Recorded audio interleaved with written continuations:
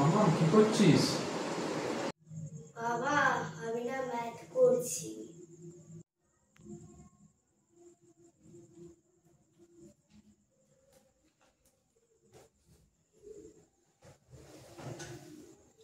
ভালো করে কর, কষ্ট করে তো পড়াশোনা করাতে হয়।